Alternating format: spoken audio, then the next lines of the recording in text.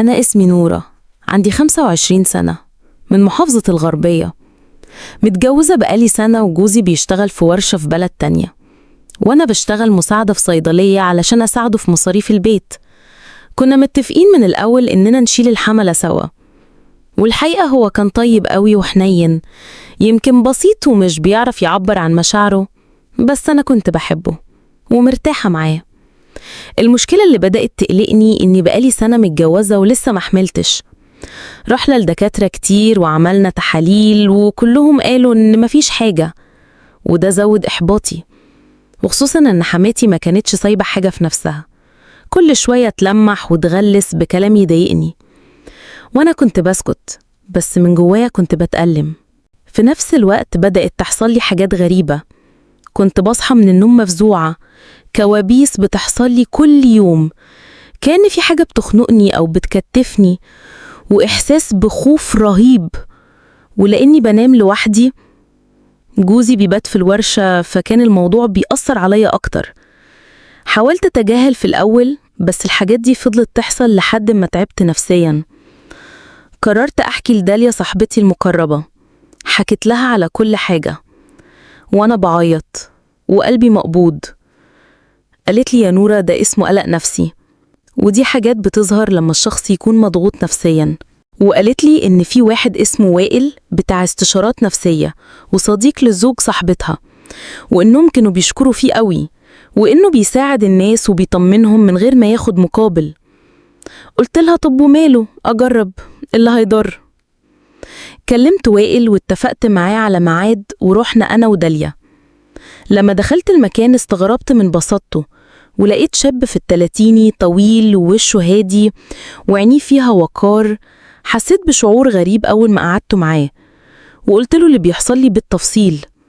قعد يسمعني من غير ما يقاطعني، وكان مركز جدا، وقال لي بهدوء: أنا شايف إن أنتي بتمري بحالة اسمها شلل نوم، ودي حالة نفسية معروفة بتحصل بسبب التوتر والضغط العصبي، وإنك تنامي لوحدك بالليل بيزود الموضوع، وإن مفيش حاجة اسمها جن عاشق ولا حاجة من اللي بيتقال دي خرافات. فضل يتكلم معايا بكل احترام وهدوء، وقال لي إني محتاجة أروح لطبيب نفسي شاطر، وهو هيبعتني لواحد في طنطا اسمه الدكتور أشرف، وإنه متخصص في الحالات دي. وفعلا رحت للدكتور وبدأت جلسات معاه، وكان بيسمعني وبيفهمني وساعدني أفهم نفسي أكتر، وبقيت أحس إني خفيت من اللي جوايا يوم ورا يوم. بدأت أحس بتحسن، الكوابيس قلت، ونومي بقى أحسن، وشكلي رجع له نور، وأنا نفسي بقيت مبسوطة أكتر. كنت كل فترة أبعت رسالة لوائل أطمنه، وهو يرد عليا بكل ذوق، كان بيشجعني أكمل في طريقي. وقال لي في مرة: أنا مش شيخ ولا ساحر، أنا باحث في الطب النفسي والروحانيات، والفرق بينهم كبير جدا. اللي بيدخلك عالم الخرافة بيضيعك، بس اللي بيفهمك الحقيقة بينور طريقك. مرة ومرة لحد ما الدكتور قال لي إني بقيت أحسن، وإن حالتي استقرت، وإني دلوقتي جاهزة أستقبل أي رزق من ربنا من غير خوف. وفعلا بعد كام شهر اكتشفت إني حامل. ما صدقتش نفسي، بكيت وأنا شايفة الكشاف بيبين كيس الحمل، وسجدت لله في نفس اللحظة.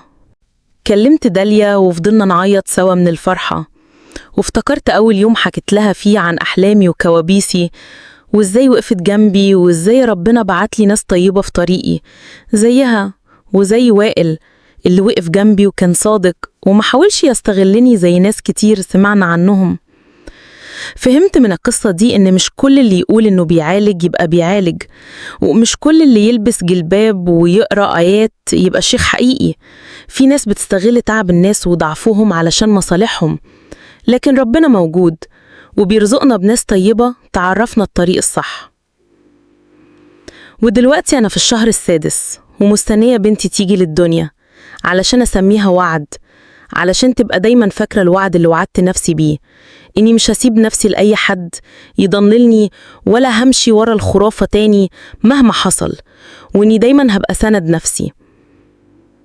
وبقول لأي واحدة زيي: ما تخليش حد يستغل ضعفك ولا تعبك، خدي الطريق العلمي واهتمي بنفسك، ولو تعبتي الجئي لناس ثقة حقيقيين، واعملي كل حاجة بحب واحترام لنفسك، وربنا هيكرمك وهيرضيكي في الوقت الصح.